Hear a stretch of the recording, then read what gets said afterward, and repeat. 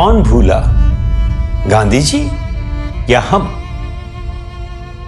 गांधी जी के जीवन में डूबे एक ऐसे अनाम अव्यक्त संत से आज हम बात करने जा रहे हैं। ट्रुथ टॉक्स पर हम साधारणतया सत्य के बारे में ही बातें करते हैं, लेकिन आज इस सत्य के पुजारी के जीवन को लेकर तमाम प्रश्न उठ रहे हैं। इसलिए आज हमारी चर्चा का विषय है और बहुत आवश्यक विषय है, वह यह है गांधी जी के जीवन का सत्य क्या था। आज हम जिनसे बात करने जा रहे हैं वे एक बहुत विशिष्ट व्यक्ति है। किसी एक गांव में जन्मा, किसी अज्ञात प्रेरणा से प्रेरित होकर गांव छोड़कर छोटी उम्र में चला गया। भारत के गांवों में, कस्बों में, महानगरों में रहते आजीविका कमाई, लोगों के बीच न जाने छोटी बड़ी नौकरियां करके काम करते हुए जीवन को बहुत नजदीक से देखा। उसके बीच दिल्ली महाविश्वविद्यालय से एमए की डिग्री पाई, पत्रकारिता में एक बहुत बड़ी उपलब्धि पाई, किसी बड़ी चैनल के बॉस भी बने। लेकिन ये सब तो जीवन की साधना का एक माध्यम ही था, और उस साधना को चरम तक, अपने लक्ष्य तक पहुंचाने के लिए सब कुछ छोड़ छाड़ कर, आजीविका के हर माध्यम को छोड़ छाड़ कर हिमालय के किसी एक गांव में अज्ञात अव्यक्त बनकर बस के संतों की वाणी का बहुत अध्ययन किया। आप उनकी बातों से जानेंगे कि उनके ज्ञान की गहराई क्या है, लेकिन उनके सबसे प्रिय प्रेरणा स्रोत तो गांधी जी और विनोबा जी ही हैं। आइए आज इस विशिष्ट व्यक्ति से गांधी जी का सत्य क्या था, क्या वे संत थे, राजनेता थे, या इन दोनों से बढ़कर एक विशिष्ट मानव थे। नमस्कार अव्यक्त जी। जी, आज हम एक बहुत मार्मिक प्रश्न पर चर्चा करना चाहते हैं आपसे। आपके बारे में हमने तो हमारे दर्शकों को बताया है कि गांधी जी के बारे में बात करने के अधिकारी शायद थोड़े बहुत भी हैं तो वे ही हैं जो उनके जैसा जीवन जीने की कोशिश कर रहे हैं, और आप तो उनमें इतने डूबे उतरे हैं। तो मैं कुछ प्रश्न पूछने के लिए पूछ रहा हूं, बाकी तो मैं चाहता हूं कि आपका भाव बहता रहे। तो पहले तो ये बात आती है कि अल्बर्ट आइंस्टाइन जैसे व्यक्ति ने कहा था कि 100 वर्षों में एक ऐसी स्थिति आएगी कि लोग कहेंगे कि क्या वाकई गांधी जैसा व्यक्ति कोई हुआ भी था। तो आज तो वो 100 वर्ष तो हुए भी नहीं, उसके पहले ही गांधी जी के बारे में लोग इतने अज्ञान में बातें कर रहे हैं जी, ये देख के आपको आश्चर्य होता होगा। जी जी जी। आइंस्टीन ने एक और बात कही थी किसी और प्रसंग में जो हमें याद रखनी चाहिए। उसने कहा था कि अगर उसे किसी एक चीज पर भरोसा है तो वो ह्यूमन स्टुपिडिटी पे है। जो मानवीय जो मूर्खता है उस पे उसको बहुत भरोसा है। तो हालांकि जो मानव की जो संभावनाएं हैं, जो असीम संभावनाएं हैं, जरूर ही उन्होंने विनोदपूर्ण ढंग से ये कहा होगा। वो इसलिए कहा होगा कि व्यवहारिक जीवन में जो मनुष्य का जो जीवन दिखता है, और इतनी संभावना और इतनी शक्ति होने के बावजूद वो अपनी शक्ति को पहचान नहीं पाता है। इसलिए आइंस्टाइन ने ये बात कही होगी। दूसरी बात है कि जो पूर्व में भी हम कहते रहे हैं, गांधी जी को समझने के लिए या किसी भी महापुरुष को समझने के लिए, बुद्ध को समझने के लिए, कबीर को समझने के लिए, क्या हम उन्हें केवल बुद्धि के स्तर पर समझ सकते हैं? हम उन्हें केवल अपनी तर्क बुद्धि के स्तर पर समझ नहीं सकते हैं। उसका जो प्रयोग है, उसकी जो साधना है, उसमें उतरे बिना हम उसको समझ नहीं सकते। जैसे आचार्य गोयनका कहते थे कि बिना रसगुल्ला खाए हम कहें कि रसगुल्ला ऐसा होता है, उसका स्वाद ऐसा होता है, तो वो कैसे समझ में आएगी? तो इसी तरह से जब तक हम उस मार्ग पे ना बढ़ें, वो उस साधना में ना उतरें, वैसी जीवनचर्या ना अपनाएं और वो करके ना देखें, एक वैज्ञानिक जब प्रयोग करके देखता है तभी उसे कुछ निष्कर्ष हाथ में आते हैं। और यहाँ जीवन जितने महान प्रयोग को हम बिना प्रयोग के ही निष्कर्ष लेके चलते हैं, केवल मन के आधार पे बरतते हैं। और मन में परस्पर विरोधी निष्कर्ष नित्य ही उठते रहते हैं। उसका कोई न ओर होता है, न छोर होता है।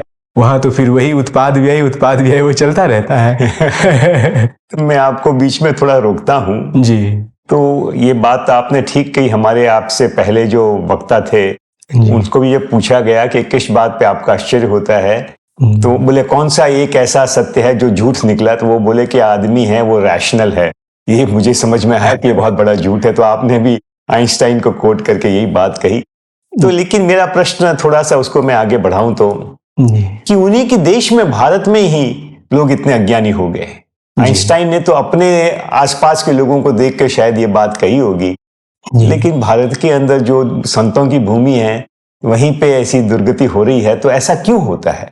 दरअसल हुआ ऐसा कि भारत का जो आत्मविश्वास है उसको बहुत तोड़ करके रख दिया गया, और वो टूटा यूं कि संतों की जो साधना की, ज्ञान की जो धारा थी, जो प्रवाह था, बुद्धों की साधना का, उनके ज्ञान का जो प्रवाह था, वो कहीं न कहीं टूटा इस देश में, उसको तोड़ा गया, उसकी जड़ें खोदी गई। गांधी जी ने, अगर गांधी जी के प्रसंग में बात करें तो गांधी जी ने भारत की जो परंपरागत जो शिक्षा व्यवस्था थी उसको उन्होंने अ ब्यूटीफुल ट्री करके उनकी उपमा दी है कि एक सुंदर वृक्ष यह था। लंदन में वो एक राउंड टेबल कॉन्फ्रेंस में जब वो जाते हैं तो वहाँ एक यूनिवर्सिटी में कहीं पर वो भाषण दे रहे हैं, जहाँ उन्होंने कहा कि जो भारत की जो शिक्षा व्यवस्था थी उसको उन्होंने एक सुंदर वृक्ष के रूप में कहा कि बहुत ही सुंदर पुष्पित पल्लवित वो वृक्ष था। और जब अंग्रेज यहाँ आए तो उन्होंने उसकी जड़ें खोद दी, और जड़ें खोदा उन्होंने जिज्ञासा के वश कि आखिर इसमें ऐसा क्या है, इसमें ऐसा क्या है कि लोग हमेशा से इसकी ओर आकर्षित रहे हैं। तो उन्होंने कहा गांधी जी ने कि जड़ें तो उन्होंने खोद दी लेकिन फिर उस पर मिट्टी डालना भूल गए, और वो पेड़ जो है वो सूख गया। वो पेड़ जब सूख गया और वो हरा नहीं हुआ, वो प्रवाह वहां टूटा, रुका, या वो प्रवाह किसी और दिशा में चल पड़ा, तो ये क्षति हमारी हो गई। और यही गोयनका जी कहते थे कि भारत से बुद्ध का ज्ञान भारत से दुनिया भर में फैला, लेकिन हम भारत में ही उस साधना को भूल गए कि वो कौन सी साधना थी जिससे कोई संत बनता है, कोई ऋषि बनता है, कोई बुद्ध बनता है। वो साधना हम भूल गए। तो इस वजह से ये जो आत्मविश्वास टूटा, ये जो आत्मविश्वास हमारा टूटा, वो इतना हिल गया और उसके बाद इतनी मार पड़ी, और तो हम भूल गए, अपने आप को ही भूल गए, अपना स्वत्व ही भूल गए, स्वधर्माचरण ही भूल गए। उसको जब भूले तो स्मृति की वजह से जितनी क्षति हुई वो हुई है। जी, तो भारत भारत नहीं रहा, केवल एक इतिहास का भारत रह गया, हमें उस भारत को वापस बनाना है। जी। इसी संदर्भ में एक बात मन में आती है। महात्मा गांधी गुजरात से निकले, गुजरात की राजधानी को अहमदाबाद से बदलकर गांधीनगर बनाया गया, जी। उसका मुख्य स्थल महात्मा मंदिर, लेकिन आज सबसे ज्यादा आक्रमण गुजरात से ही महात्मा गांधी पर हो रहे हैं। जी। तो ये सब देखकर हमारी प्रतिक्रिया क्या होनी चाहिए? हमारी प्रतिक्रिया ये होनी चाहिए, पहले तो थोड़ा सा हम आत्मचिंतन करें, आत्ममंथन करें, ऐसा आखिर हुआ क्यों, और ऐसा क्या एक दिन में हुआ है? ऐसा एक दिन में नहीं हुआ है। हम प्रायः दूसरों के आचरण को देख करके या नई पीढ़ी के आचरण को देख करके हम कहते हैं कि आज के बच्चे नहीं समझते हैं। आज के बच्चे क्यों नहीं समझते हैं? उन्हें क्यों नहीं बताया गया? और क्या हम बड़ों को मालूम था? जब हम बड़ों को ही मालूम नहीं था, हमने अपने परिवार में, समाज में उस पर प्रयोग नहीं किए, उसको जीवन में धारण नहीं किया, तो बच्चों का क्या दोष है? नई पीढ़ियों का क्या दोष है? नई पीढ़ियों को दोष देना आसान है। अपने आप को देखना, अपने भीतर देखना कि हम कहाँ चूके, क्योंकि बच्चे परोपदेश से नहीं सीखते हैं, बच्चे हमारे आचरण से सीखते हैं, युवा पीढ़ी हमारे आचरण से सीखती है। तो एक जो पूरी योजना हमारी होनी चाहिए थी, परिवार की, समाज की, शिक्षा व्यवस्था की, अर्थनीति की, राजनीति की, वैसी जो योजना होनी चाहिए थी, जो गांधी जी जिसकी कल्पना कर रहे थे और जिसके लिए उन्होंने अपना जीवन कुर्बान किया, उस दिशा में हम बढ़े नहीं। वहां चूक हो गई, वहां चूक हो गई। तो आज हमें वो प्रज्ञा कैसे जागे कि हम गांधी जी को समझें? कैसे जागे, आप ही बताइए। तो बिना उसके तो होना नहीं था। जी। तो ऐसा जब होता है तो ना तो महात्मा गांधी के व्यापारी हैं, ना अधिकारी हैं। हमारे मन में तो एक कृतज्ञता का भाव है कि जितना जितना महात्मा गांधी जी के जीवन से सीख कर हमने अपने जीवन में जो कुछ प्रयोग किए, उससे एक बहुत सुख मिला, शांति मिला, दिशा मिली। जी तो इसके लिए भगवान बुद्ध जैसे कहते थे, यही पश्य को, अरे आओ एक बार इस मार्ग पर चलकर तो देखो। हमारे मन में तो भाव यही है। तो ये बात आती है कि अरे गांधी जी को जरा समझो भाई, उनका जीवन की बातें आप प्रयोग में लाओ। तो आपने कहा कि उसका एकमात्र तरीका यही है कि हमारे जीवन से वैसा प्रकाश निकले, हमारी बातों को कोई नहीं सुनेगा। वे एक बात और उठती है कि एक वाक्य किसी कवयित्री ने कह दिया, मतलब उनके साहित्यकार ने अपने साहित्यकार ढंग से ही कहा कि गांधी जी को गरीब रखने के लिए देश को बहुत खर्च करना पड़ा जी। लेकिन ऐसा व्यक्ति खुद एकदम ज्ञानों से लदा हुआ हमको दिखता है जी। तो किसी की निंदा की बात नहीं है। संसार का स्वरूप ही ऐसा है कि कोई चीज लोकप्रिय होती है तो उसके साथ लोग जुड़ जाते हैं और उसकी गहराई से उसको समझ नहीं पाते। क्या इसका अर्थ ये है कि जो सात्विक वृत्ति के लोग हैं जी, वो सांसारिक वृत्ति के लोगों से दूर ही रहे? जी, उन्हें बदलना आसान नहीं है। और जहां तक मुझे थोड़ा बहुत जितना मैंने उनको पढ़ा है, गांधी जी ने खुद पहले कह दिया था, कांग्रेस के बारे में कह दिया, और बार बार जैसे जैसे आजादी आई तो वो इसके बारे में उन्होंने बहुत सारी बातें कही। उनमें से कुछ आप हमारे साथ साझा कीजिए। तो गांधी जी खुद इस परिस्थिति को कैसे देखते थे, उसका एक ख्याल लोगों को आएगा। हर साधक के साथ ऐसा होता है कि जब वो प्रयोग करने निकलता है तो उसका एक मोह होता ही है कि उसके जो आसपास के लोग हैं, आप जानते हैं कि जब वो मैत्री प्रकट होती है तो लगता है कि उसे क्यों ना बांटा जाए और ऐसे लोग जुड़े। ये एक होती है प्रवृत्ति एक साधक में। नए साधक में तो बल्कि ज़्यादा होती है, क्योंकि उसे जब वो हीरा हाथ लगता है तो वो थोड़ा उछलने कूदने लगता है। उसे लगता है कि अरे देखो, मुझे पता चला, औरों को पता चल जाए, औरों को जोड़ लूँ और कुछ पराक्रम हो, समाज में कुछ हो, देश में कुछ हो। गांधी जी की जो ऐतिहासिक परिस्थिति है, जो उनका हिस्टोरिकल जो लोकेशन है, जिस समय में वो हुए हैं, उस समय को आप देखें तो वहाँ तो बहुत चुनौतियाँ थी। तो गांधी जी को जब ऐसा लगा कि एक आश्रम बने, लोग जुड़ें, तो उन्होंने ऐसे लोगों को जोड़ना शुरू किया। लेकिन आप जानते हैं कि लोग मिलने मुश्किल होते हैं, इस मार्ग में मिलने मुश्किल होते हैं। तो गांधी जी का ये भी प्रयोग चला कि कहाँ से शुरू करें, कितनी ढिलाई बरतें। आपको मैं बता दूं कि जब महादेव देसाई उनसे जुड़ने के लिए आकर्षित हुए और वो गांधी जी के आश्रम आकर रहना चाहते थे, तो गांधी जी ने कहा कि देखो भाई, हमारे आश्रम की ये नियमावली है, यहाँ एकादश व्रत का पालन करना होता है, अहिंसा, सत्य, अस्तेय, ब्रह्मचर्य, असंग्रह, इसका तो पालन करना होगा। तो उनकी तो नई नई शादी हुई थी। उन्होंने कहा कि बापू, आपके आश्रम में हम आएंगे वो ठीक है, लेकिन ये ब्रह्मचर्य तो बहुत मुश्किल है, तो इसका पालन कैसे होगा? तो इस पे बहुत जो है वो फिर वो बहस चलती है। ब्रह्मचर्य को व्यापक संदर्भ में समझने की चेष्टा होती है। एक पत्नी व्रत क्या होता है, वैवाहिक जीवन में ब्रह्मचर्य की दिशा में हम कैसे बढ़ेंगे, संयम के रास्ते होते हुए वहां तक कैसे पहुंचेंगे। तो इन सब पे बहस हुई। यानी कि लोग मिलने मुश्किल थे और लोगों को समझाना अपनी बात एक साधक के लिए, एक सत्य साधक के लिए बहुत चुनौतीपूर्ण होता है। और ये चुनौती गांधी जी के जीवन में भी हुआ। तो वैसे लोग नहीं मिले। उसके बाद गांधी जी धीरे धीरे समझते हैं कि देखो भाई, अगर इतनी बड़ी सत्ता से हमें लोहा लेना है और इतनी समाज को सबको साथ लेकर के चलना है, तो एक स्वीकार भाव के साथ कि जो जिस अवस्था में भी है उसको स्वीकार करके चलें और धीरे धीरे बातें समझ में आएंगी, क्योंकि बातें तो धीरे धीरे ही समझ में आती हैं। ये उतावली का मार्ग है नहीं। तो इस धैर्य के साथ वो बढ़ते हैं और इसमें उनसे चूक भी होती है, गलती भी होती है। कुछ लोग आकर्षित हो भी जाते हैं, फिर वो छिटक भी जाते हैं। कुछ लोग एक सैद्धांतिक दूरी बरतते हुए, अलग अलग से रहते हुए गांधी जी को का मूल्यांकन करते हैं। कुछ लोग बहुत निकट आते हैं, लेकिन वो उनके सात्विक जीवन को ग्रहण नहीं कर करके जो उनकी बाकी जो चीजें हैं, जो राजनीतिक जो उपक्रम उनका हो रहा है, उससे वो जुड़ जाते हैं। बाकी चीजों को वो किनारे रख देते हैं। कुछ लोग उनकी देखा देखी चरखा भी काटने लगते हैं, सब सीख जाते हैं, खादी पहनने लगते हैं, लेकिन खादी की जो आध्यात्मिक महिमा है उसको वो नहीं समझ पाते हैं।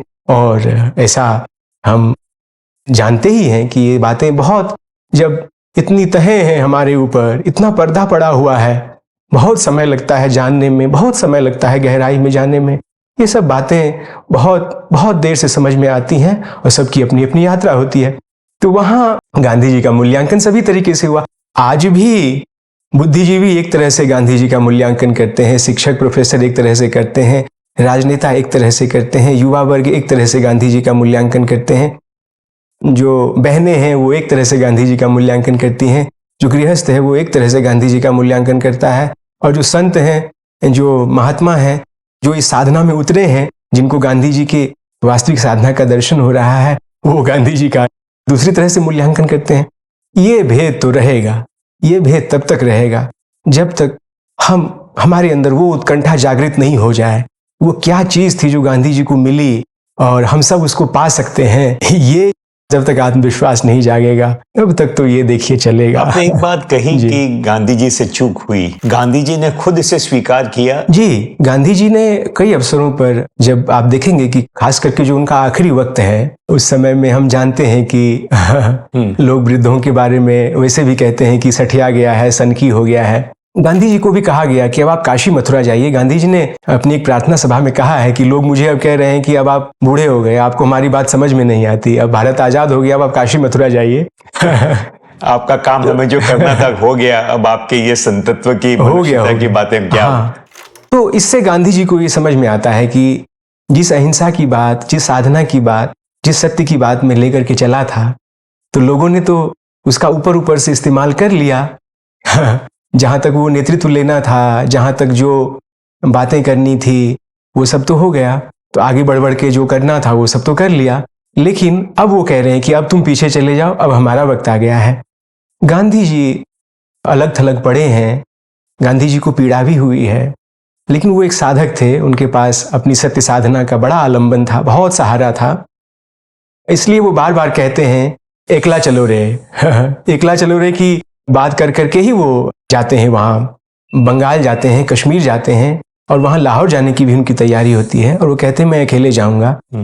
तो कहने का मतलब ये है कि ये जब ये एक साधक में ये आत्मविश्वास होता है कि चलो इतने समय कोई 40 वर्ष से गांधी जी के साथ हो और वो तब भी ना समझ सका हो, तो उस मनुष्य को तो थोड़ी सी पीड़ा तो होगी। और वो पीड़ा यही होती है कि देखो, जो चीजें मुझे समझ में आई वो चीजें इसे समझ में नहीं आ रही हैं। गांधी जी पंडित नेहरू को एक चिट्ठी लिख रहे हैं अपने अंतिम समय में, और उसमें वो कहते हैं कि प्रिय जवाहरलाल, क्या बात है कि तुमको मेरी बात समझ में नहीं आती? ऐसी क्या बात है? क्या तुम्हें हिंदुस्तानी समझ में नहीं आती, हिंदी समझ में नहीं आती? अच्छा चलो, तो दोबारा से उसी पत्र को वो अंग्रेजी में अनुवाद करा के और भेज रहे हैं कि देखो जवाहर, तुम्हें मैंने यही पत्र हिंदी में लिखा था, और अब यही पत्र मैंने राजकुमारी अमृत कौर को बोला कि अंग्रेजी में अनुवाद कर दो, हो सकता है जवाहर को हिंदी समझ में ना आ रही हो, अब तो अंग्रेजी में ही उसको सहजता हो।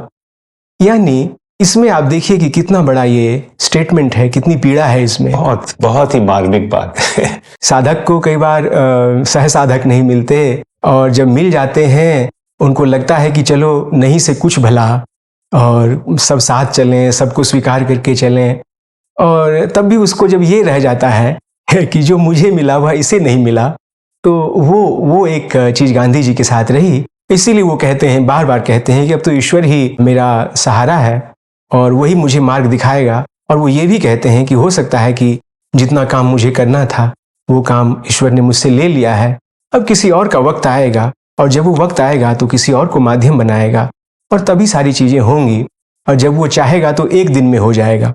इस आशा के साथ गांधी जी गए हैं, निराशा के साथ गांधी जी नहीं गए हैं। और एक साधक के जीवन में तमाम उतार चढ़ाव के बीच जो उसका विश्वास होता है, जो श्रद्धा होती है, जो आत्मविश्वास होता है, वो उनकी बनी रहती है। इतना हमें ध्यान रखना है, और यही इसी भरोसे के साथ हमें भी चलना है। इस भरोसे के अलावा, इस श्रद्धा के अलावा और कोई रास्ता नहीं, और कोई रास्ता नहीं। ये जो बात आपने जवाहरलाल जी की कही, वैसे ही एक बात है वो हिंद स्वराज की है जी। हिंद स्वराज मतलब जिन्होंने, गांधी जी एक महामानव थे। साधारण संसार में भी देखते हैं कि बहुआयामी लोग, जो बहुत डायमेंशन वाले लोग होते हैं, लोग उन्हें नहीं समझ पाते, एक डायमेंशन देख के उनके बारे में चर्चा करने लगते हैं, राय बना लेते हैं। तो महात्मा गांधी जी के तो इतने आयाम थे, स्वास्थ्य से लेके, परिवार से लेके, महिलाओं को लेके, अछूतों को लेके, सत्य को लेके, न जाने कितने विषयों में वो पारंगत थे, इतनी उन्होंने साधना की थी, तपस्या की थी। तो वैसे हिंद स्वराज था, हिंद स्वराज में केवल ना भारत की स्वतंत्रता की बात थी, लेकिन कैसे व्यक्ति अपने आप पे स्वराज्य करे, वो उसका मालिक बने, ये बात थी। और वैसे ही स्वराज, हिंद स्वराज को ना समझने पर लोग कहने लगते हैं कि महात्मा गांधी तो प्रगति, समृद्धि, इस सब के विरोधी थे। तो इस बात पे आप थोड़ा खुलासा कीजिए। जैसा कहा कि कई बार संतों की या महात्माओं की या साधकों की जो बातें होती हैं, उन बातों को हम अलग अलग अर्थ में ले लेते हैं, क्योंकि ऐसा होता ही है कि एक शब्द के, एक वाक्य का, एक टेक्स्ट का, एक ग्रंथ का, एक सूक्ति का, एक श्लोक का इतना इतना अर्थ हो सकता है, इतनी तहें हैं उसमें। तो यही गांधी जी के साथ हुआ है। आज देखिए कि भगवत गीता पे इतने अधिक भाष्य लिखे गए हैं और सब में नई नई बातें, नए नए तरह से लोगों ने देखा है। इसी तरह धम्मपद के बारे में है, इसी तरह तमाम यानी संतों बुद्धों की वाणियों पर भी इतने मतांतर हैं। हिंद स्वराज के साथ भी वही होता है और इसलिए बात फिर वहीं आ जाती है। हिंद स्वराज को समझने में हमसे भूल हुई, क्योंकि स्वराज की जो ऊपर की जो राजनीतिक जो बातें हैं वो हमें समझ में आ गई कि यहाँ शायद अंग्रेजों से आज़ादी की बात हो रही है। और गांधी जी कह रहे हैं कि देखो, सिर्फ अंग्रेजों से आज़ादी की बात नहीं है। मैं तो कहता हूँ, उसी हिंद स्वराज में उन्होंने कहा है कि मैं तो चाहता हूँ कि ये अंग्रेज भारत में रह जाएं, लेकिन उस तरह से रहें जिस तरह से हम चाहते हैं, जिस तरह से मानवता को आगे बढ़ना है, मनुष्यता को आगे बढ़ना है, उस दिशा में वो चलें। तो लेकिन हमने उसको समझा कि नहीं, ये कोई अंग्रेजों से आज़ादी दिलाने की बात कर रहा है। प्रगति विरोधी, समृद्धि विरोधी होने की जहाँ तक बात है हिंद स्वराज में, आप देखेंगे कि हिंद स्वराज को समझने में ये भूल हुई है। गांधी जी ने कभी ये नहीं कहा है। 5 अक्टूबर 1945 की एक चिट्ठी है जो मैं अक्सर देता हूं सबको पढ़ने के लिए, आपको भी दिया है। जी जी। तो उसमें आपने देखा होगा कि गांधी जी कह रहे हैं, जवाहरलाल जी को ही लिख रहे हैं, तो उसमें वो लिख रहे हैं कि तुम्हें ऐसा क्यों लगता है कि मैं प्रगति विरोधी हूं, मैं समृद्धि विरोधी हूं। वो कहते हैं कि मैं एक बात कहता हूं, इस बात को समझने की कोशिश करो कि जिस दिन ये मानव जाति, इसलिए वहां उसमें वो पूरी मानव जाति की बात करते हैं, और हिंद स्वराज भी केवल हिंद को स्वराज देने की बात नहीं है, पूरी मानव जाति की आज़ादी का वो एक प्रश्न है उसमें, और उसमें वो बातें हैं जो हम भूल जाते हैं। तो उस चिट्ठी में जवाहरलाल जी को गांधी जी कह रहे हैं कि देखो, जिस दिन सारा संसार केवल महलों में रहना चाहेगा और महानगरों में रहना चाहेगा, केवल भोगवादी जीवन शैली में रहना चाहेगा, तब तो देखो उनके पास और कोई चारा नहीं रहेगा। उनको असत्य का सहारा लेना ही पड़ेगा, हिंसा का सहारा लेना ही पड़ेगा। तब तो बहुत युद्ध होगा, खून खराबा होगा। और ये हम आज देखने को मिल रहा है। और उसमें वो ये भी बात कह रहे हैं कि मैं यह भी नहीं कह रहा हूँ, वो कह रहे हैं कि मेरे जो सपनों का गांव है, या मेरे जो सपनों का जो भी है, नगर है, शहर है, देश है, उसमें कोई ऐसा नहीं है कि उसमें रेल नहीं होगा, उसमें डाक नहीं होगा, टेलीग्राम नहीं होगा, उसमें वो सारी चीजें होंगी। उसमें हैजा और कोलरा भी और मलेरिया भी नहीं होगा, है? लेकिन उसमें एक बात जो सबसे बड़ी होगी और जो सबसे मौलिक होगी, जो मूल बात है, वो है कि तब मेरे सपनों के गांव में सारे स्त्री पुरुष चैतन्य होंगे, और जब वो चैतन्य होंगे तो पूरी दुनिया से टकराने में वो सक्षम होंगे, उन्हें कोई हरा नहीं सकेगा। ये जो एक बात है। और आखिर में वो कहते हैं कि वही जो माली सींचे मूल को फूले फले अघाए, तो जब तक हम उस मूल को नहीं सींचेंगे, अगर मूल पे नहीं टिकेंगे, मूल है तो सब कुछ ठीक है। वो वही बात है, रहमन पानी राखिए बिन पानी सब सून, और पानी गए न उबरे मोती मानुष चून। तो उस पानी को जब तुम बचाओगे, उस चैतन्यता को जब बचाओगे, तो ऐसा जब समाज का निर्माण होगा जिसमें सारे स्त्री पुरुष चैतन्य होंगे। चैतन्यता विज्ञान का विरोधी नहीं होता है, चैतन्यता विज्ञान के साथ चलता है और विज्ञान के आगे आगे चलता है। जरा समझाइए, सब लोग नहीं समझ पा रहे हैं गांधी जी किस चैतन्यता की बात कर रहे हैं। वो चैतन्यता वही है, वो चैतन्यता वह है कि एक तो हम विज्ञान को भौतिक स्तर पर समझते हैं, और एक विज्ञान जो हमारा जीवन का विज्ञान है और जो हमारे अंतर का विज्ञान है। तो ये बाहर का विज्ञान और अंतर का विज्ञान। तो हम जब बहिर्मुखी होते हैं, केवल बाहर बाहर की चीजों को समझते हैं, बाहर के व्यवहार को, बाहर बाहर के दिखावे को, केवल शरीर तक ही हमारी दृष्टि सीमित रहती है, और हम मन को नहीं समझ पाते, अंतर मन की तहों को नहीं समझ पाते, उससे आगे नहीं समझ पाते कि जो हो रहा है वैसा क्यों हो रहा है। ये जो पल पल में जो आवेग उठते रहते हैं, कभी क्रोध आ गया, कभी वासना जाग गई और कुछ ऐसा कर बैठे और बाद में ग्लानि भी हुई, और कितना भी संग्रह कर लेते हैं, कितनी भी शिक्षा ले लेते हैं, जो आज की शिक्षा हम जिसको जिस रूप में समझते हैं, उसके बावजूद हम युद्ध में चले जाते हैं। आज दुनिया के बड़े बड़े मुल्क युद्धों में फंसे हुए हैं, महिलाओं को मार रहे, बच्चों को मार रहे, बुजुर्गों पर बम चला रहे, निरीह लोगों को मार रहे, अपने ही खिलाफ सारे षड्यंत्र कर रहे हैं। तो ये हम क्यों करते हैं? उस चैतन्यता के अभाव में, क्योंकि चेतना का विज्ञान हमें पता नहीं, चेतना का विज्ञान हमें पता नहीं, तो हम सारी अपने साधनों का इस्तेमाल अपने ही खिलाफ करते रहते हैं। जीवन भर अपने ही साधनों का इस्तेमाल अपने ही खिलाफ करते रहते हैं, चैतन्यता के अभाव में। बिल्कुल ठीक बात, बिल्कुल ठीक बात जी। है। तो आप जो बात कह रहे हैं कि आज दुनिया में विपश्यना इतनी तेजी से फैल रही है क्योंकि वो केवल उसका एकमात्र लक्ष्य अपने अंदर रहे हुए चैतन्य को समझने के अंदर है, या अंग्रेजी में जिसे सेल्फ अवेयर कहते हैं। माइंडफुलनेस तो बहुत छोटा शब्द, उसका एक व्यापार सा बन गया है, लेकिन वो कितनी गहराई तक हमें अपनी चेतना को समझना है। गांधी जी उसकी बात करते थे कि गांधी जी ने एक जगह यह भी कहा कि अगर वो व्यक्ति चैतन्य है तब तो वो किसे वोट देना नहीं देना ठीक से समझेगा, अदरवाइज तो वो उसी अचैतन्य में, उसी प्रमाद में, उसी लालच के अंदर वो क्या जाने आज एक को वोट देगा, कल दूसरे को वोट देगा, वोट की लूट खसोट हो जाएगी। तो बातें तो उनकी बहुत गहरी थी। और गांधी जी की गांव की जो कल्पना थी वो तो समृद्ध और प्रगतिवान गांव की थी।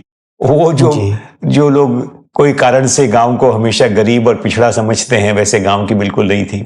बात ये एक मन में उठती है कि आइंस्टीन की बात से जहां हमने शुरू की थी कि गांधी जी के जीवन का कितना बड़ा मूल्य है, और वो क्योंकि औरों से इतने अलग हैं, इतने ऊंचे उठे हुए हैं कि लोगों को विश्वास नहीं होगा, और अपनी कमजोरी को छुपाने के लिए वो या तो उनको भुला देंगे, जैसे पाप के 4 हथियार होते हैं, उपेक्षा, हिंसा इत्यादि।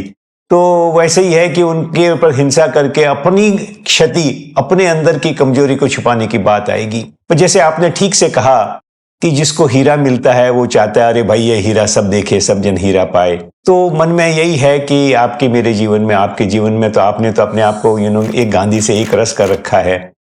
आज विज्ञान में जब कोई एक नया आविष्कार होता है तो लोग उसे फैलाने की बात करते हैं। एक टीका निकलता है तो उसे सब जन को मिले, ऐसी भावना जागती है। गांधी जी तो महाटीका थे। उस महाटीका का जब कोई गलत विरोध करे या उसके प्रति गैर समझ लोगों में फैलाए तो मन में एक बात जरूर उठती है, अरे भाई ऐसा ना हो। आप तो अपनी साधना में इतने रचे हुए हैं। ये जो ट्रुथ टॉक्स का प्लेटफॉर्म है वो तो यही कोशिश कर रहा है, महात्मा गांधी जैसे महापुरुषों से प्रेरित होकर, अरे कि सत्य तो इतना आसान है, सत्य से आसान कुछ नहीं, सत्य से प्रबल कुछ नहीं, तो इसे अपनाओ, इसे व्यवहारिक रूप से अपनाओ। आपको जो चाहिए, जिस क्षेत्र में सक्सेस चाहते हो आप, उस क्षेत्र में आपको सक्सेस मिलेगी, लेकिन वो सत्य के सहारे मिलेगी।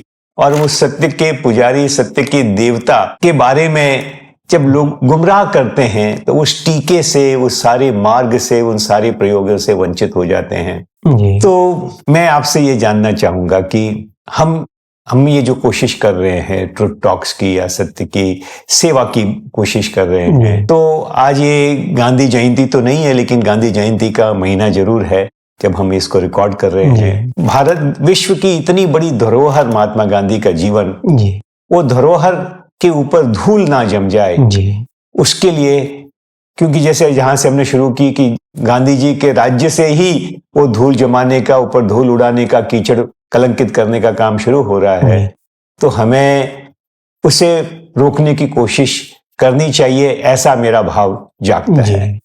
कि गांधी जी ने जैसे खुद कहा कि भाई संतों को संसारी से दूर रहना चाहिए और वो अपना जीवन जी लें, या संसारी तो जैसे बादल होता है, बादल आसमान में रह जाए तो शुद्ध रहेगा, लेकिन वो तो बरसता ही कीचड़ बनने के लिए है।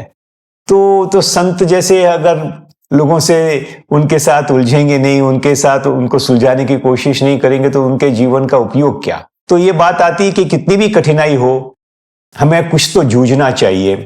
तो आपने आपने तो खूब संसार में से रहते हुए आज आप जो साधना कर रहे हैं वो कर रहे हैं, तो इस पर मैं कुछ आपका मार्गदर्शन चाहूंगा।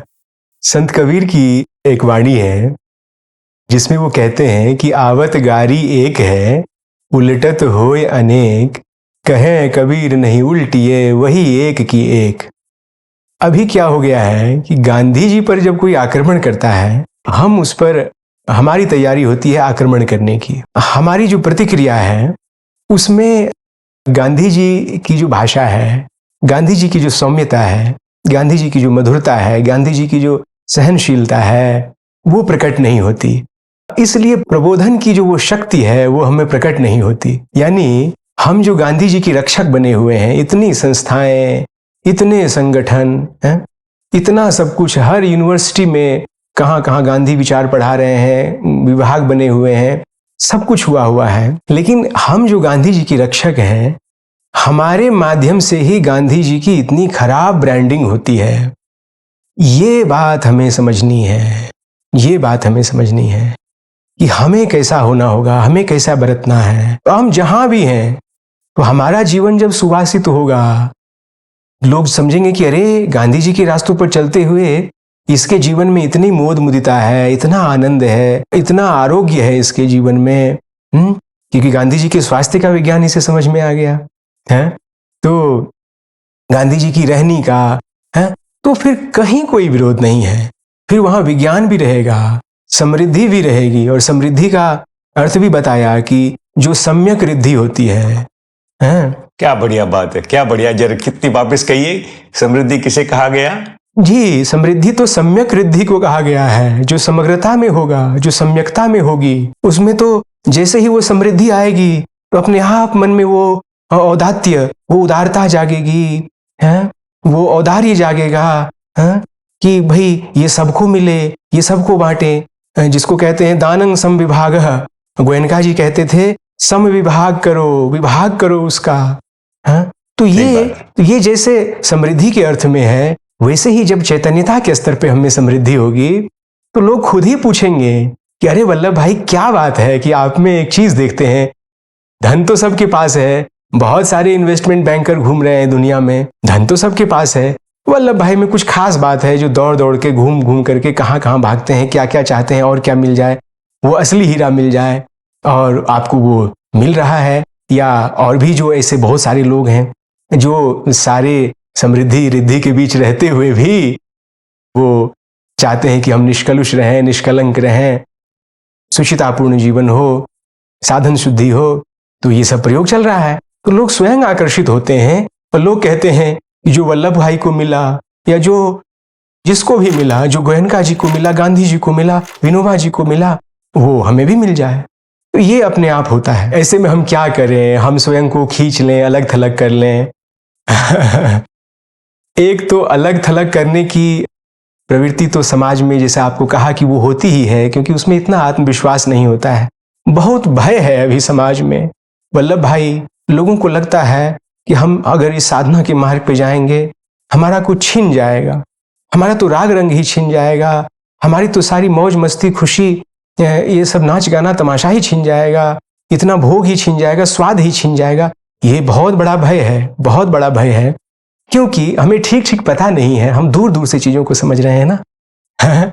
यहाँ तो है कि जिन खोजा तिन पाइया गहरे पानी पैठ, है, अब मैं बपुरी ढूंढन गई रही किनारे बैठ। किनारे बैठ के ये समझ में नहीं आएगा कि वल्लभ भाई का कुछ भी नहीं छिना है, और ये आत्म प्रशंसा की बात नहीं है, ये एक साधक की भूमिका की बात है, एक तड़प की बात है कि क्यों ना इसको देखूं, इसको जानूं। तो ये तो एक साधक के जीवन को देख करके होगा। और दूसरी बात जो आपने कही, तो क्या हम क्या करें, सारा पुरुषार्थ छोड़ दें, कोई प्रयास ही ना करें, कोई स्पष्टीकरण ही ना दें, कोई सफाई ही ना दें। हमने कहा सफाई हम देंगे, लेकिन सफाई उसी के मुंह से शोभा देगी, परोपदेश पांडित्यम चलेगा नहीं। इस बात की गांठ बांध लेनी है।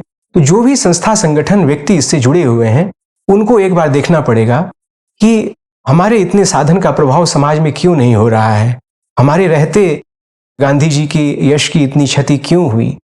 तो इसको जब देखेंगे तो आमूल चूल परिवर्तन होगा, उन्हीं संस्थाओं में, उन्हीं समाज में, विश्वविद्यालय के उन्हीं विभागों में, फिर गांधी जी के ऊपर उसी तरह की रचनाएं भी होंगी, उसी तरह के कार्यक्रम होंगे। जब हमारे भीतर इतनी उत्कंठा होती है, जब समाज में वो पुकार होती है, खोज होती है, तो प्रकृति का ऐसा नियम है कि वो ऐसे ऐसे मनुष्य, ऐसी ऐसी संस्थाएं, ऐसे ऐसे उपक्रम, अभिक्रम, पराक्रम वो अपने आप उत्पन्न कर देती है कि लो, जब इतनी पुकार है तो तुम्हें लो, तुम्हें मिलेगा, अब लो।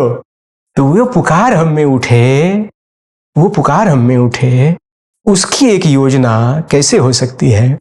और उसका एक माध्यम ये सत्संग तो हो ही सकते हैं, और वो सत्संग हो, साधना हो, बस इतना ही, बस इतना ही, बस इतना ही। इससे ज्यादा जैसे ही हम अभी किताब में तो कितना पढ़ाते रहे, हिंदू मुस्लिम भाई भाई, हिंदू मुस्लिम सिख ईसाई आपस में है भाई भाई, हम तोता रटंत की तरह रटाते रहे समाज में कि सभी मनुष्य समान हैं, कहते हैं चोरी मत करो। मैं अभी कह रहा था कि अभी दीपावली का ये उत्सव आने वाला है, और बच्चों को जब विद्यालय में निबंध लिखवाते हैं तो बच्चा उसमें लिखता है कि प्रदूषण बहुत खराब चीज होती है, पटाखे नहीं जलाने चाहिए, ऐसा करना चाहिए, वैसा नहीं करना चाहिए। तो वो नंबर लेने के लिए, शिक्षक को प्रसन्न करने के लिए, उसे भी पता होता है कि ये कितना बड़ा असत्य है, और मुझे भी घर जाके पटाखे ही जलाने हैं, और माता पिता भी ला करके देते हैं, वो भी जलाते हैं। ये जो हमारे जीवन में जो ये इतना जो खंड खंड में हमारा जीवन है, इसको हमें देखना होगा। ये सारा हमारा व्यापार इसी तरह का है। हम खंड खंड में जीने के आदी हैं, क्योंकि भय है, सुरक्षा है, आत्मविश्वास है। अभी भय है पिछड़ जाने का, भय है कि कोई मुझे कहेगा कि अरे ये बावला हो गया, ये बाबाजी हो गया, सन्यासी हो गया। दाम्पत्य जीवन में भय है कि कहीं ऐसा ना हो जाए। पति को अगर ऐसी जिज्ञासा उत्पन्न हो गई तो पत्नी को भय सताने लगती है, संतान को भय सताने लगता है। ये भय इसलिए है क्योंकि हम जब ये संयम का, सादगी का जीवन जीते हैं, उसके लिए पूरे वातावरण पे कार्य नहीं करते हैं, पूरी समग्रता से कार्य नहीं करते हैं, और जो हमारा संप्रेषण होता है वो ठीक से नहीं होता है। उसमें सबको साथ लेकर के चलना, सब कोई साथ बैठ करके सत्संग करना, साथ बैठ करके प्रार्थना करनी, तो इसका जो एक बहुत ही जो प्रयास होता है, और वो बहुत ही मधुरता से, किसी आग्रह से नहीं, किसी श्रेष्ठता बोध या अहंग बोध के साथ नहीं, ये सारी जब योजना होगी परिवार के स्तर पर, समुदाय के स्तर पर, शिक्षण संस्थानों के स्तर पर, और उसी आधार पर फिर हम, हमारी जो सामाजिकी है, आर्थिकी है, राजनीति है, अपने आप उसका आप देखेंगे कि उसका रिफ्लेक्शन उसमें दिखने लगेगा। गांधी जी के जीवन को देखें जी, तो आज जैसे जेंडर इक्वालिटी कानून के आधार पे करना चाह रहे हैं, गांधी जी के जीवन के कई महान आकर्षक जो तत्व हैं, उनमें से एक तत्व मुझे, किस तरह उन्होंने बहनों को आजादी के आंदोलन में जोड़ दिया, किस तरह उन्हें केवल भजन करने के लिए, चरखा काटने के लिए, तकली काटने के लिए, या प्रभात फेरी के अंदर शामिल कर लिया। तो किस तरह आपने ये जो बात कही सबको साथ लेके चलने की, वो कानून से नहीं हो सकता। उसके लिए कोई व्यक्ति ऐसा चाहिए जिसमें इतनी उदारता हो, इतना प्रेम हो। तो कानून तो प्रेम से इसका संबंध नहीं है, कानून तो भय से ही कानून स्थापित किया जाता है। तो जो हमारी पूरा जो हमारा समाज आज कानून के भरोसे हो गया कि भाई बिना कानून बना दो तो लोग मानेंगे कि भी या कचरा डालेंगे तो 50 रुपया फाइन लग जाएगा।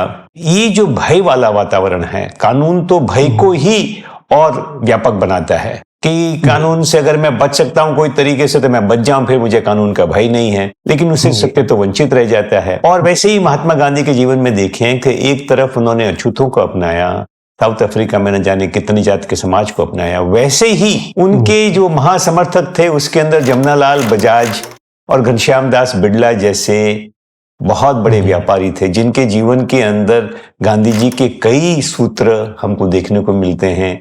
कई दूसरे हैं जो अपनी संपन्नता से, प्रॉस्पेरिटी से, उसी के दिखावे में रह गए और उन्होंने गांधी जी के लिए न जाने क्या बातें कर दी। तो ये एक संसार का स्वरूप है कि गेहूं के साथ घुन चलता ही रहेगा, दिया जलेगा तो उसके साथ पतंगे भी आएंगे। तो ये सब में स्थिर रहने का काम एक कठिन होता है। ये तो बातें तो मैं आपसे करता रहूंगा, आप मुझे बार बार यही कहेंगे कि व्यवहारिक नहीं, राजसी गुण जो रजोगुण है वो तो संसार का गुण है। और हमें ये लगता है कि जैसे गांधी जी हैं, वो आश्रम में रह सकते थे, अपना जीवन जी सकते थे, लेकिन वो तो लोगों के बीच रहे, लोगों से उलझे, जी। उनके जीवन का आखिर में क्या संदेश, या मैं आपसे कहूं कि आपने तो, मैं क्योंकि जानता हूं कि आपने तो न जाने कितने संतों की वाणी का अध्ययन किया है, जीवन को इतना नजदीक से देखा है, फिर भी गांधी जी आपके सबसे प्रिय हैं। आपको गांधी जी की कौन सी ऐसी बातें अच्छी लगती जो वाकई विश्व की धरोहर है और जिसे अपनाने योग्य है सबके लिए? एक बात तो वहां से शुरू करते हैं, जो आपने कहा कि कानून की बात आपने कही। विनोबा कहते थे कि 3 चीजों से समाज में समाधान का प्रयास हुआ है, एक है कत्ल, एक है कानून और एक है करुणा।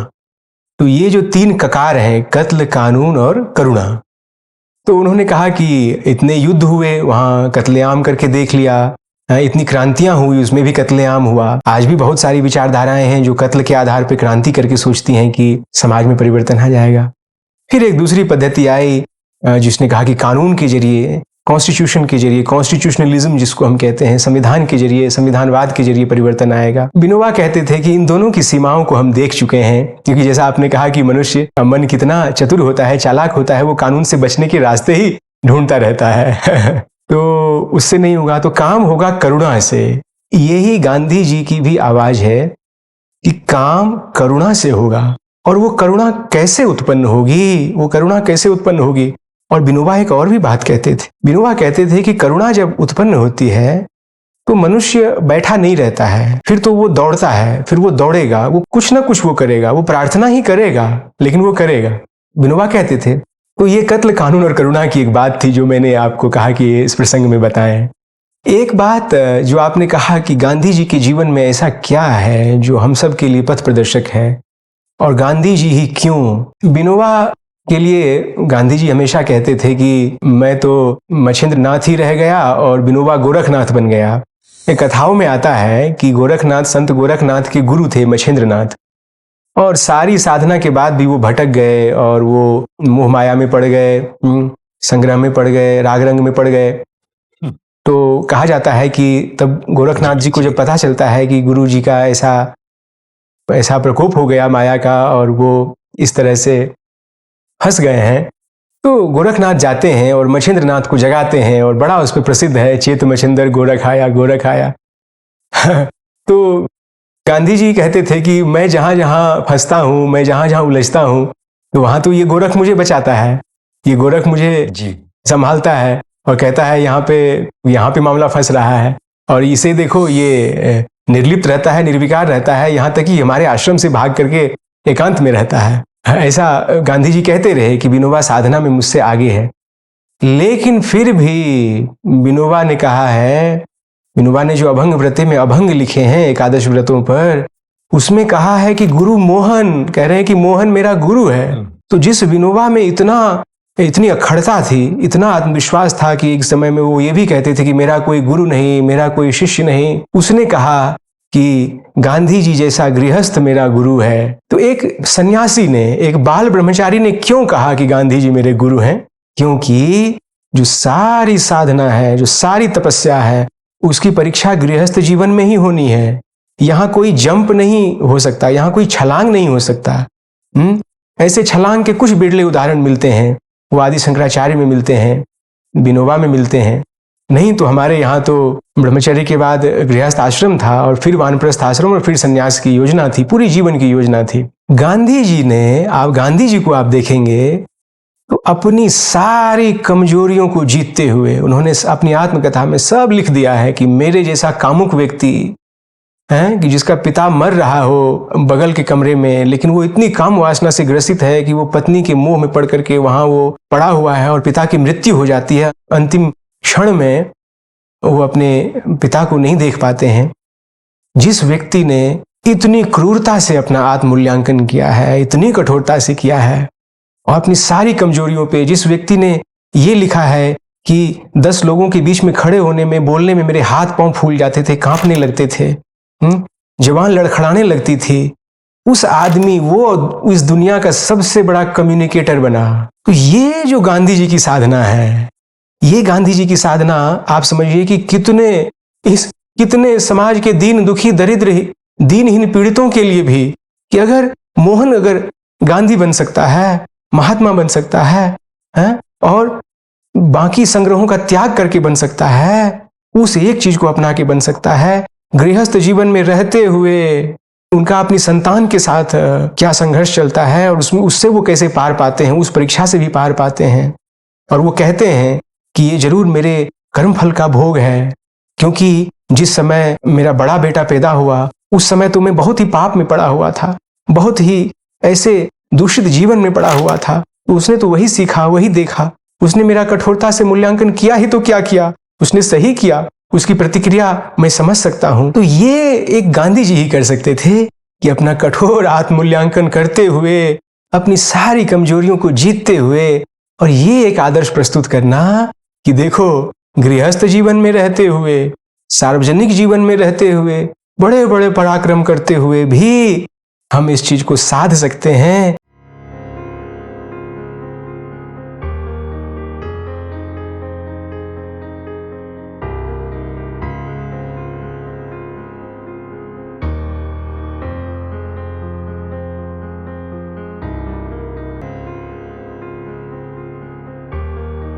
इसलिए गांधी जी ही एक सदगृहस्थों के पथ प्रदर्शक हो सकते हैं, व्यवहारिक मार्गदर्शक हो सकते हैं। क्योंकि संतों के साथ, सन्यासियों के साथ समस्या ये है कि लोग कहते हैं कि संत तो एक ही हुआ, न भूतो न भविष्यति। अब तो वो गांधी जी तो एक ही हुए और कितने जन्म लग जाएंगे गांधी जी को समझने में, ऐसा होगा वैसा होगा। नहीं, वहां तो फिर बुद्धवाणी ही समझ में आती है, अपदीपो भव की। स्वयं ही वो दीपक होना है, स्वयं ही तुम्हें गांधी होना है, स्वयं ही तुम्हें वो सदगृहस्थ होना है और विज्ञान को भी साधना है, आत्मज्ञान को भी साधना है, सांसारिक भौतिक समृद्धि को भी साधना है, लेकिन युद्ध से भी बचना है। क्योंकि अगर केवल भौतिक समृद्धि में जाएंगे तो वहां तो युद्ध रखा रखाया है, वहां तो टकराव रखा रखाया है, वो तो होकर के रहेगा। परिवार में भी क्लेश होकर के रहेगा, टूटन होकर के रहेगा, ज्यादा भोग में जाओगे तो रोग होकर के रहेगा। ये जो योजना है, ये जो सदगृहस्थ के सामने एक सुंदर योजना वो रखते हैं। इसीलिए देखिए कि गांधी जी ने आहार विज्ञान पर भी लिखा है, एक एक चीज पे, प्राकृतिक चिकित्सा पे लिखा है, किस चीज पे उन्होंने नहीं लिखा है। जीवन कैसे जीना चाहिए, खान पान क्या होना चाहिए, प्रार्थना कैसे होना चाहिए, कब उठना चाहिए, कैसे बोलना चाहिए, कैसे बरतना चाहिए। लेकिन आपने ये जो आखिरी बात कही कि जो लोग गांधी से वाकई अपने जीवन को प्रकाशित करना चाहते हैं, उनके लिए एक केवल एक बात नहीं, ये जो सारी बातें आप कह रही हैं, वो सारी बातें करनी पड़ती है। ये जैसे कोई फार्मूला होता है कि आपको खीर बनानी है तो आपको चावल भी चाहिए, दूध भी चाहिए, वगैरह वगैरह। तो वैसे इसे थोड़ा सा समझाइए, क्योंकि व्यवहारिक रूप में जिन लोगों को गांधी से प्रेरित होना है, वो केवल सत्य की बात से ही नहीं, पूरे एक जीवन का तरीका है, उसे अपना कर ही वो सत्य प्रकट होता है। ऐसा मुझे समझ में आया, तो आप इसका खुलासा कीजिए। इस मामले में भी जैसे गांधी जी कहते थे कि सत्य और अहिंसा अनादिकाल से चले आए हैं, और मैं तो इसका एक क्षणकालिक माध्यम, पता नहीं किस तरह से कुदरत ने मुझे इसका अभी प्रवक्ता बना दिया है, ये गांधी जी कहते थे। उसी तरह से ये जो पूरी योजना है, ये योजना भी गांधी जी कहते हैं कि मुझे तो भर भर के मिला है, ये योजना मुझे बुद्ध से मिला है, ये योजना मुझे गीता से मिली है, ये योजना मुझे महावीर से मिला है, ये योजना मुझे ईसा से मिला है, पैगंबर से मिला है। सबसे उन्होंने ये जो सर्वदर्शन समन्वय की बात उन्होंने की, ये जो सिंक्रेटिज्म की और इक्लेक्टिसिज्म की जो बात हम कहते हैं, भद्रा क्रतुवो यंतु विश्वतः, let the noble thoughts come from every side, ये जो गांधी जी की थी कि सबको निचोड़ करके एक मेल्टिंग पॉट में एक मिला करके एक सुंदर पेय बना करके, अमृत बना करके, उस अमृत को हम अपने जीवन में धारण करें। तो ये सारी योजना उनको, क्योंकि जिस पंचशील की बात बुद्ध करते हैं, जिस यम नियम की बात अष्टांग योग में आता है, जिसकी महर्षि पतंजलि जिसकी बात करते हैं, जिस 10 धर्म लक्षण की बात भगवान महावीर करते हैं, गीता में जिस स्थित प्रज्ञता की बात होती है कि स्थित प्रज्ञ का जीवन कैसा होता है, तो वीतराग भय क्रोध स्थित धीर मुनिरिच्युते है, और इसमें कहते हैं कि भाई ये कैसे मनुष्य डूबता है, तो पहले काम पैदा होता है, काम से फिर क्रोध पैदा होता है, कामात् क्रोधो विजायते हैं, क्रोधाद भवति सम्मोह, सम्मोहाद स्मृति विभ्रमः, स्मृति भ्रंशाद बुद्धिनाशो, बुद्धिनाशात् प्रणश्यति। ये जो स्थित प्रज्ञ का पूरा दर्शन है, ये उनको वहां से मिल गया, हर जगह से उनको सब कुछ मिला।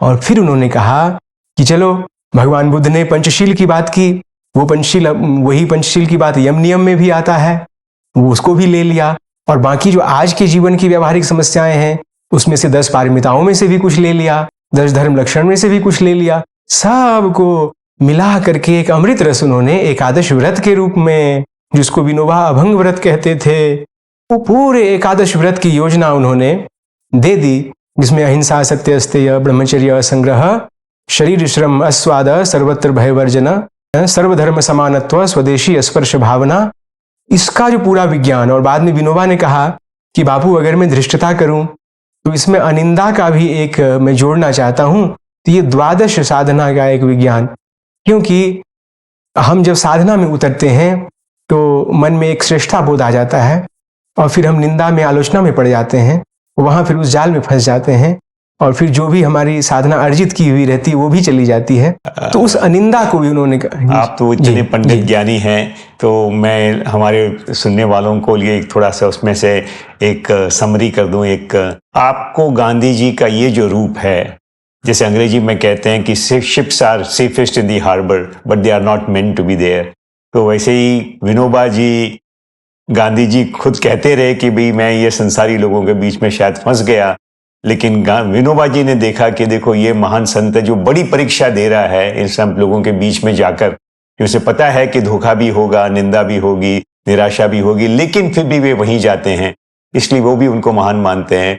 और आपने भी संसार से कटे हुए हैं लेकिन आप गृहस्थी निभा रहे हैं, और आपने भी महात्मा गांधी का आदर्श इसलिए चुना। कट के रहना आसान है, लेकिन ये गृहस्थी में सबको सामना करते, और राजनीति तो गृहस्थी से कई गुना ज्यादा उलझी हुई गंदी ही जगह हो सकती है।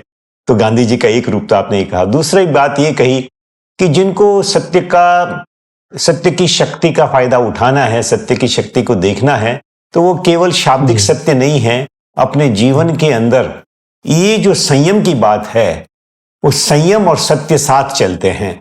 और एकादश व्रत के अंदर कई प्रकार के संयम और पुरुषार्थ दोनों का मिश्रण है, और वो एकादश व्रत है, वो भगवान मतलब विश्व के कई महापुरुषों की वाणी को समझकर उनमें से लिया गया है।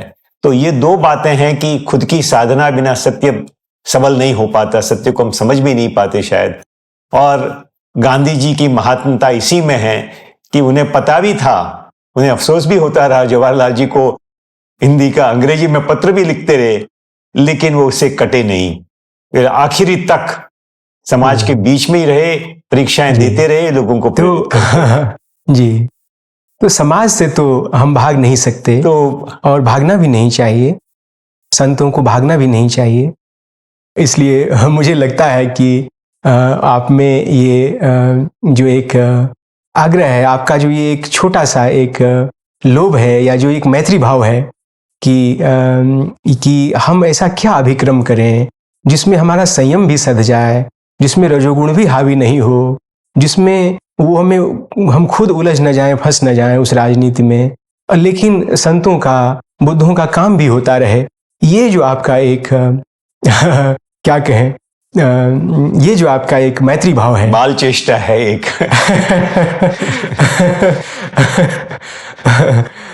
नहीं, ये बहुत ही, जब वो मैत्री जागती है, उस पीड़ा को, उस करुणा को, है, क्योंकि सभी संतों में ये जागा है, सब में ये जागा है, लेकिन बस वही है कि वो जो फाइन बैलेंस है, वो जो हम कैसे साधें, उसको कैसे साधें।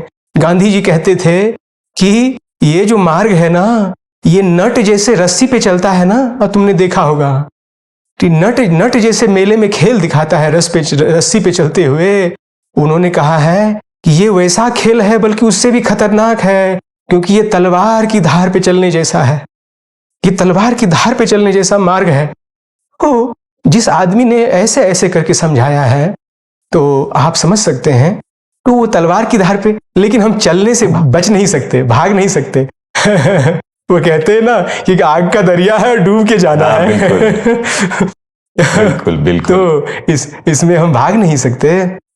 तो ये जो चारों तरफ आग लगी है, इसमें तो हमें पानी लेकर के दौड़ना ही पड़ेगा, भले ही हम बाल्टी लेकर के दौड़े कि दमकल लेकर के दौड़े। ठीक बात है, बिल्कुल ठीक बात है। आज आपने तो दमकल वाले अपना कार्य करेंगे, दमकल वाले अपना कार्य करेंगे। जी। जिनके पास बाल्टी है वो बाल्टी लेकर के जाएं, जो छोटे से मग में या जो छोटे से अपनी कटोरी में पानी में जितना कटोरी में, हथेली में जितना पानी समाएगा, उसमें लेकर के जाएंगे। लेकिन करुणा की वही परीक्षा होती है कि वो कुछ ना कुछ जो है वो सत्संग ही करेंगे, प्रार्थना करेंगे और कुछ पुरुषार्थ, कुछ सुनियोजित ढंग से जितना हो सके उतना वो करेंगे, श्रद्धा भाव से जितना हो सके वो करेंगे। तो भागने का मार्ग नहीं है, इसको जान लेना चाहिए, और फंसने का भी मार्ग नहीं है, इसको जान लेना चाहिए। जिसने इसको साध लिया वही साधु है, जो साधता है, इस संतुलन को जिसने साध लिया वही साधु है, और जो पार चला गया वो संत है। यही परिभाषा है, यही परिभाषा है जी। क्या बात, क्या बात है, क्या बात है। तो क्या बताएं आपसे कि आपने तो इतना एक कठोर नियम ले रखा है कि आप तो फोन पर भी बात नहीं करना चाहते, कि अचानक बात करने में न जाने हमारी वाणी में कितना संयम रह पाता है या नहीं रह पाता।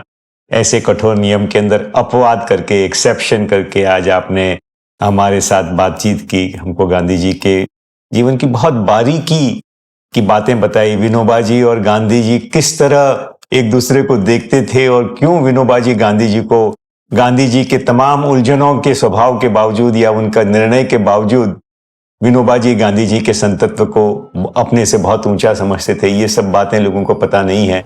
तो बहुत ही अद्भुत बातें आपने बताई। आपने अपने नियम और संयम में से कुछ अपवाद करके हमें 1 घंटा दिया, तो हम सब आपके बहुत आभारी हैं। आपकी साधना जो भी आप करना चाह रहे हैं वो खूब सफल हो, और हम तो लालची हैं, संसारी हैं, रजोगुणी हैं, तो यही बात कहेंगे कि जितना समय आप आपकी अनुकूलता से हमें दे सकें जरूर दीजिए, क्योंकि संसार बहुत पीड़ित है, और हमें ये जो संतों का सार समझने को मिला है वो आखिर उन तक पहुँचे तो बहुत अच्छा। कोई आग्रह आरंभी बात नहीं है, एक मैत्री की बात आपने जैसे कही वैसे ही है। बहुत बहुत धन्यवाद, बहुत बहुत धन्यवाद।